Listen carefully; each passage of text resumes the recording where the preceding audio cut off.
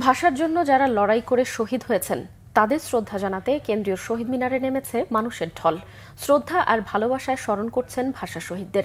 শ্রদ্ধা জানিয়ে দেশকে এগিয়ে নেয়ার প্রত্যয় রাজনীতি সংশ্লিষ্টদের।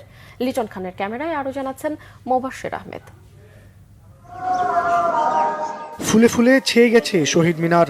ধর্ম বর্ণ নির্বিশেষে প্রতিটি বাংলা ভাষাভাষীর আবেগের কেন্দ্রভূমি এই শহীদ মিনার। আন্তর্জাতিক মাতৃভাষা দিবস উপলক্ষে তাই শহীদ মিনারে লাখো মানুষের ঢল। মঞ্চে বিভিন্ন সংগঠনের নাম ঘোষণার ফাঁকে ফাঁকে মাইকে বেজে উঠছে সেই অমর সুর। সালাম, রফিক, জব্বার সহ সকল ভাষা শহীদদের প্রতি শ্রদ্ধা জানাতে বেদিতে ফুল নিবেদন করেন শিশু, বৃদ্ধ, পরিবার সহ সকল শ্রেণী পেশার মানুষ। বাংলাদেশের মানুষেরাই তার মাতৃভাষার জন্য জীবন দিয়েছে। ঘুরছি, অনেক মজা লাগছে আমার। ঘুরেছি, শহীদ মিনার দেখেছি। ছোটবেলা থেকে আসলে বইয়ে সব জায়গায় পড়তে পড়তে আসলে বড় হতে এখানে আলাদা একটা ভালো লাগা কাজ করে। আজ 24 পর্যন্ত আমরা ছাত্ররাই আসছি দেশের আন্দোলন সংগ্রামে বারবার।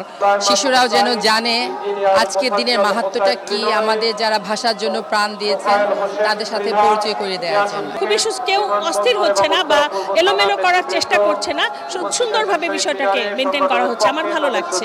মায়ের ভাষার প্রতি যে সম্মান, সেই সম্মান দেখিয়ে এখানে স্বতঃস্ফূর্তভাবে জনতার ঢল নেমেছে। ভাষা শহীদদের প্রতি শ্রদ্ধা জানাতে আসে তরুণ প্রজন্মের বিভিন্ন রাজনৈতিক অঙ্গনের নেতারা। ভাষা শহীদদের অনুপ্রেরণায় দেশ ও জাতিকে এগিয়ে নেয়ার প্রত্যয় ব্যক্ত করেন কেউ কেউ। যৌক্তিক দাবিতে আমাদের গর্বিত উত্তরসূরিদের মতো আমরা আবারও রক্ত দিয়েছি, জীবন দিয়েছি। আমরা স্বৈরাচারকে বাংলাদেশ থেকে উৎখাত করেছি। প্রত্যেকটা আন্দোলন, প্রত্যেকটা সংগ্রামের যে আকাঙ্ক্ষা, সেই আকাঙ্ক্ষার বাংলাদেশ বিনির্মাণে আমরা সকলে কাঁধে কাঁধ মিলে কাজ করে যাব।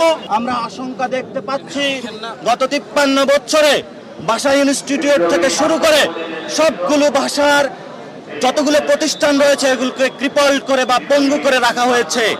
বিভিন্ন সামাজিক সাংস্কৃতিক সংগঠনের কর্মীরাও এসেছেন দল বেঁধে। দলমত নির্বিশেষে চাওয়া এক, সম্প্রীতির বাংলাদেশ। মোবাশ্বের আহমেদ, বাংলা ভিশন, ঢাকা।